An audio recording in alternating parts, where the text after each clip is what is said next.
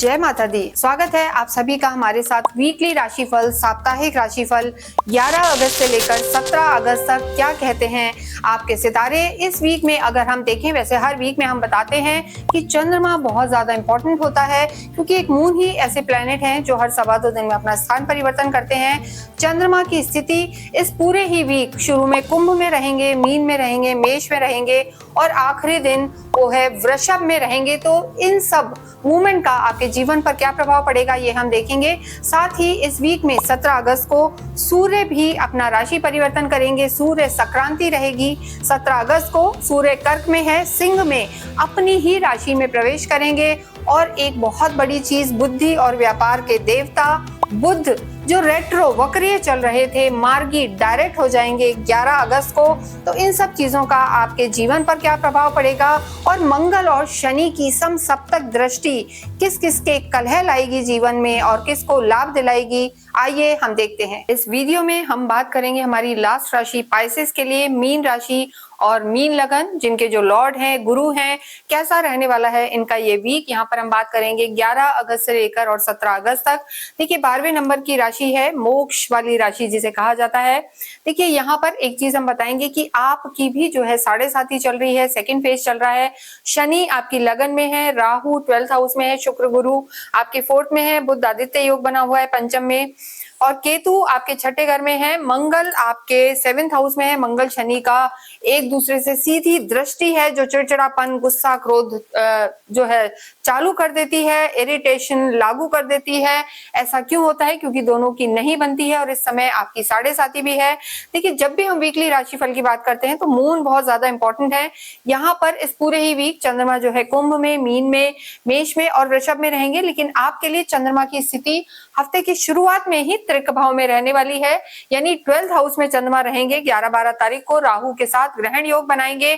इसका आपके जीवन पर क्या प्रभाव पड़ेगा और इसके साथ साथ अगर इस वीक में हम देखें तो बुध जो है यहाँ पर मार्गी हो जाएंगे हफ्ते की शुरुआत में। 11 अगस्त को ही बुध रेट्रो से यानी वक्रीय से मार्गी डायरेक्ट हो जाएंगे, इसका भी लाभ मिलेगा।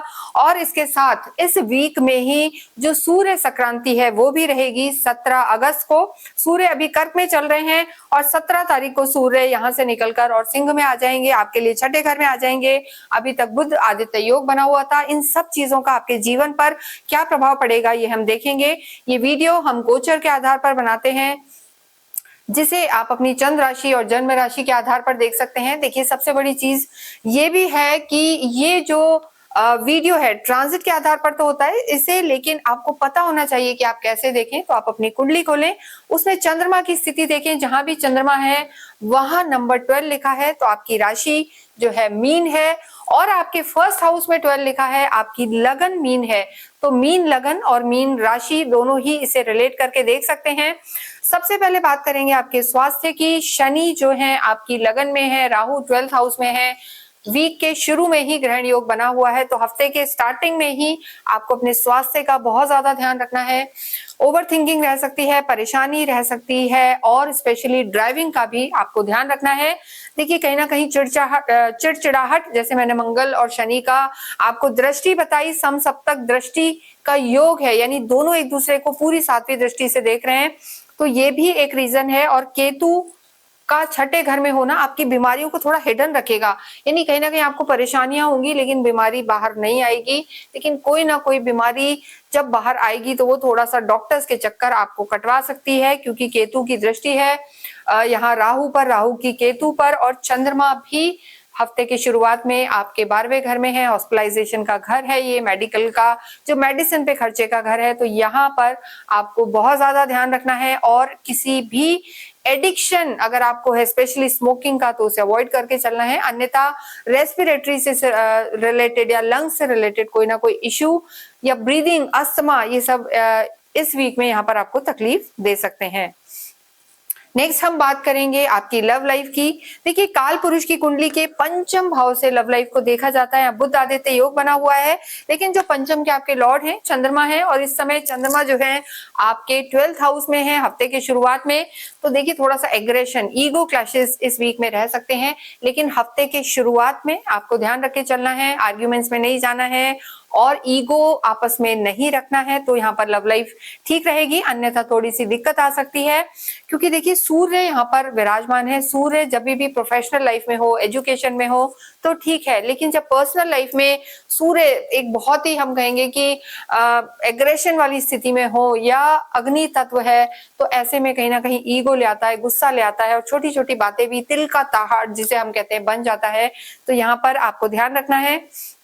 इसके अतिरिक्त वैवाहिक जीवन की बात करें, देखिए मीन राशि के लिए भी पर्सनल रिश्ते आपको यहाँ पर संभालने की जरूरत है, क्योंकि 7th हाउस में मंगल है, शनि लगन में है, दोनों की दृष्टि है, शनि मंगल राहु केतु सूर्य का प्रभाव जब भी लव लाइफ या हम कहेंगे मैरिड लाइफ पे आता है तो दिक्कत आती है, मांगलिक योग बनाते हैं। तो यहाँ जो स्थिति बनी हुई है आपकी वो भी थोड़ी सी मैरिड लाइफ के लिए अच्छी नहीं है, लेकिन जो सप्तमेश है यानी आपके सप्तम हाउस के स्वामी हैं, आपके स्पाउस के लॉर्ड जो है या वैवाहिक जीवन के जो लॉर्ड है वो जरूर बहुत अच्छी स्थिति में है, बुध मार्गी भी हो गए हैं और प्रेम भाव में है। तो यहाँ पर जो है प्रेम आपका बना रहेगा, छोटी मोटी नोकझोंक चलेगी, लेकिन मीन राशि मीन लगन के लिए वैवाहिक जीवन इस हफ्ते ठीक रहने वाला है। और इसके अलावा यहाँ कोई ऐसे योग भी बन सकते हैं कि किसी को आप डेट कर रहे हो, आपका कोई लव पार्टनर हो, लवर हो, वो उसी की शादी आपसे कहीं ना कहीं डिसाइड हो सकती है, वही मैरिज में चीजें कन्वर्ट हो सकती हैं या बात आगे बढ़ सकती है। तो यहाँ पर बुध के वजह से ये तालमेल यहाँ पर ठीक है, फिर भी जल्दबाजी में कोई डिसीजन नहीं लेना, क्योंकि मंगल जल्दबाज बना देते हैं और शनि जो है आप समझते हैं कि शनि शनि यानी कॉन्ट्रडिक्टरी कॉन्फ्लिक्ट वाली सिचुएशन वैवाहिक जीवन में भी रह सकती है, स्पेशली 11 अगस्त और 12 अगस्त को। तो कोई भी बड़ा डिसीजन ना लें, आर्ग्यूमेंट्स में ना जाएं। नेक्स्ट हम बात करेंगे आपकी प्रोफेशनल लाइफ की। देखिए प्रोफेशनल लाइफ के जो आपके लॉर्ड हैं, गुरु हैं, जो आपके स्वयं के भी लॉर्ड हैं और वो इस समय आपके सुख भाव में बैठे हैं। शुक्र और गुरु की दृष्टि आपके कार्य में लाभ देने वाली यहाँ पर नजर आ रही है और यहाँ आपकी स्थितियां बेहतर हैं। जैसा हमने बताया क्रिएटिव फील्ड से अगर आप हैं, काउंसलिंग का काम है, एस्ट्रोलॉजी से लिंक काम है, टीचिंग लाइन में आप हैं या किसी भी तरीके से कम्युनिकेशन से रिलेटेड आपका काम है, तो यहाँ पर आपको उसके फायदे इस वीक में मिल सकते हैं। लेकिन देखिए पैसे के लेन देन में हम आपको जरूर कहेंगे, हालांकि पैतृक संपत्ति के लाभ के योग हैं, रियल एस्टेट का काम कर रहे हैं, आर्मी में है, स्पोर्ट्स में है, उन लोगों को भी लाभ के योग हैं, क्योंकि मंगल आपके धनेश हैं और मंगल इस समय आपके जो है 7th हाउस में बैठे हैं। सप्तम जो होता है कहीं ना कहीं पार्टनरशिप को भी दिखाता है, अलायंसेस को भी दिखाता है, तो यहाँ आपके लाभ के योग बने हुए हैं और ये जो स्थिति है आपका लिए लाभकारी रहेगी।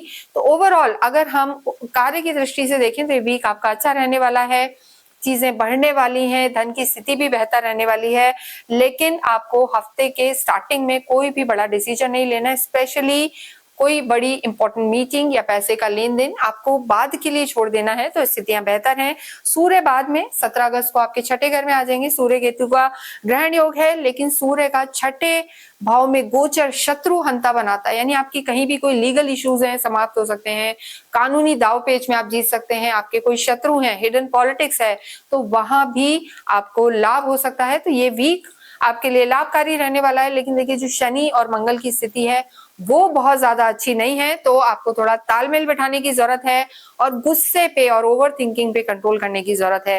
विद्यार्थियों के लिए समय अच्छा है, विद्या के स्वामी सूर्य बुध बुद्धि के देवता स्वयं आपके 5th हाउस में है, तो गवर्नमेंट से रिलेटेड किसी भी तरीके के एग्जाम दे रहे हैं वहां पे सफलता आपकी निश्चित है। विदेशों में जाके पढ़ना चाहते हैं, हायर एजुकेशन में जाना चाहते हैं, उसके लिए भी समय अच्छा है, लेकिन 11-12 तारीख को थोड़ा सा एक्स्ट्रा मेहनत, एक्स्ट्रा एफर्ट आप करें तो लाभ होगा।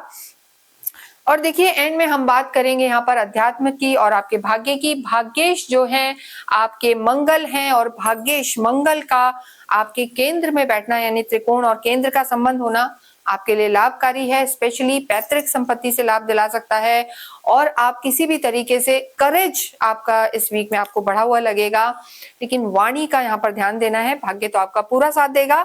और इसके अतिरिक्त अगर हम अध्यात्म की बात करें तो उसमें तो आपके जो लॉर्ड हैं गुरु वही आपके सुख भाव में बैठे हुए हैं, तो घर में जरूर हम कहेंगे कि धार्मिक आयोजन हो सकते हैं, चीजें हो सकती हैं और ओवरऑल जो स्थिति है वो आपकी बेटर हो सकती है। आध्यात्मिक कार्य, मांगलिक कार्य और यात्राओं के योग यहाँ पर बने हुए हैं, क्योंकि गुरु की सप्तम दृष्टि आपके 10th हाउस में है और फिर आपके 12th हाउस में भी दृष्टि है जो यात्राओं का और मोक्ष का भाव है। तो ऐसे में आपके लिए बेहतर ये होगा कि धार्मिक चीजों पर आप पैसा जरूर खर्च करें, तो आप हॉस्पिटलाइजेशन के खर्चे से बच सकते हैं। मीन राशि वालों के लिए हम यही कहेंगे। और रिश्तों को संभालें पूरे ही वीक या आगे पीछे कहीं भी आपकी कुंडली में अगर किसी भी तरीके की कोई परेशानी है या गोचर में भी, तो आपको अवश्य ही 9 मुखी रुद्राक्ष धारण करना चाहिए, क्योंकि 9 मुखी रुद्राक्ष को गवर्न करने वाले प्लैनेट जुपिटर हैं जो आपके भी लॉर्ड हैं। तो जितना हो आपको कृष्ण भक्ति करनी चाहिए, विष्णु भक्ति करनी चाहिए, गुरु की आराधना करनी चाहिए। ओम ग्राम ग्रीम ग्रॉम स गुरुवे नमः, ये चैंटिंग्स करें, विष्णु सहस्त्र नाम का पाठ करें, मंदिर में तुलसा जी के पौधे दान करें और साथ ही 9 मुखी रुद्राक्ष धारण करें या अपने घर के मंदिर में आप विराजमान कर सकते हैं। इससे आपको लाभ होगा। और इसके साथ साथ एक और चीज, क्योंकि शनि 7.5 इस वीक में भी है ही और वो लंबी चलेगी, तो आपको नियम से शनि मंदिर जाना चाहिए, पीपल के पेड़ की आराधना करनी चाहिए। और इसके साथ साथ स्ट्रीट डॉग को भी आप फीड करें और जो आपके भाग्येश हैं उनकी आराधना करना, यानी हनुमान चालीसा करना आपको जितनी भी परेशानियां हैं सबसे निकालेगा। किसी भी तरीके की पूजा करानी हो, रुद्राक्ष पहनना हो या कुंडली दिखानी है, तो नीचे दिए हुए नंबर्स पर आप संपर्क कर सकते हैं और हमारी सुविधाएं ले सकते हैं। इसके साथ ही इस वीडियो को हम यही विराम देते हैं। कमेंट बॉक्स में अवश्य ही ओम नमो भगवते वासुदेवाय लिखें। Thank you.